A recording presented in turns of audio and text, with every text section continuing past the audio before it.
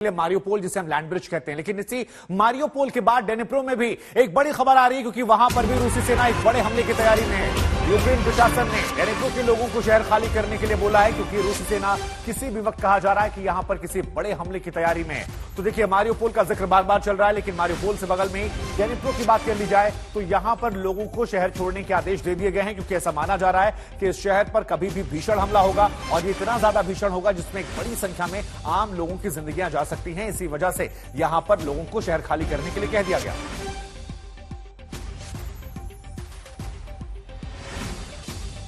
Ukraine के शहर Dnipro में प्रशासन ने महिलाओं को, बच्चों को और वृद्धों को कहा है कि वो शहर छोड़कर चले जाएं। यूक्रेन रूस युद्ध के 48वें दिन ये लड़ाई बहुत ज्यादा बढ़ गई है, और मारियोपोल शहर की अगर बात की जाए तो मारियोपोल शहर में भीषण लड़ाई हुई।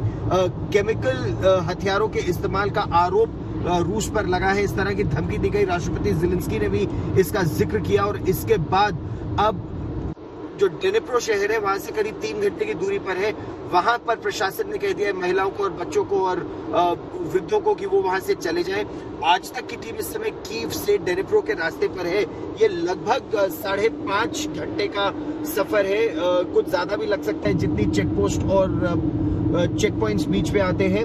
हम आपको ये भी बता दें कि आज तक की टीम लगातार ग्राउंड जीरो से आपके पास ये खबर लेकर आ रही है। सबसे बड़ी टीम है हमारी यहाँ पर कीव में, डेनिप्रो में हम जा रहे हैं, मिकोलाइव में, डॉनबास क्षेत्र में, जहां जहां लड़ाई है वहां ग्राउंड जीरो से हम आपके लिए ये रिपोर्ट ला रहे हैं। तो सुबह 6 बजे कर्फ्यू हटता है, और 6 बजे कैमरा पर्सन ललित मोहन जोशी और मैं डेनिप्रो के अब रास्ते पर है, और लगभग 450-500 किलोमीटर का ये इलाका है।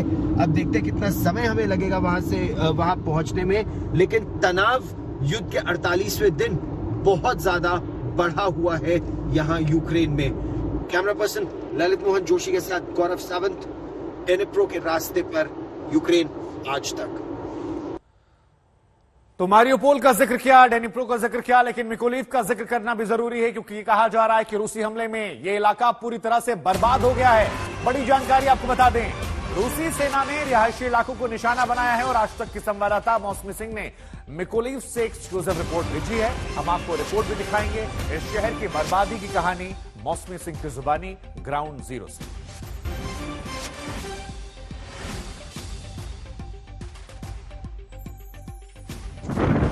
अपनी बिखरी हुई जिंदगी को बटोरने की कोशिश कर रहे हैं सतास्लाव।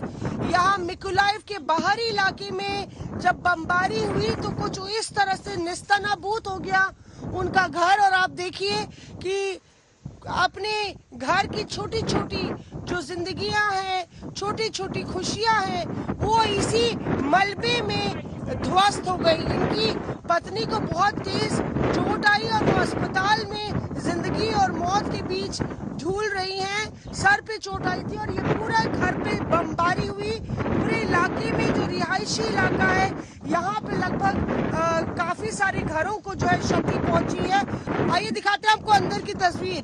जरा देखिए कहाँ पे आपको उनकी पत्नी किस तरह से भीतर मलबे में दब गई थी, और जब बम गिरा तो दोनों लोग घर के भीतर थे।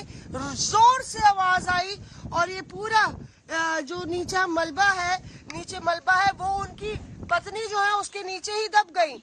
यहाँ पूरा घर आप देखिए तो घर ऐसा लगता है कि खंडहर का ढेर है, और घर दर घर यहाँ पे कुछ इसी तरह की तस्वीर बयां करते हैं।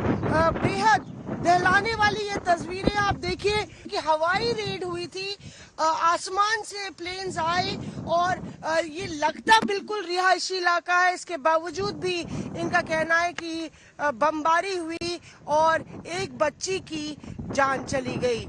ग्राउंड जीरो से आज तक आपको सारी रिपोर्ट दे रहा है। देखते रहिए यूक्रेन के मिकोलाइव इलाके से पल पल की जानकारी और खबर। कैमरा पर्सन परमिंदर के साथ मौसमी सिंह, मिकोलाइव आज तक।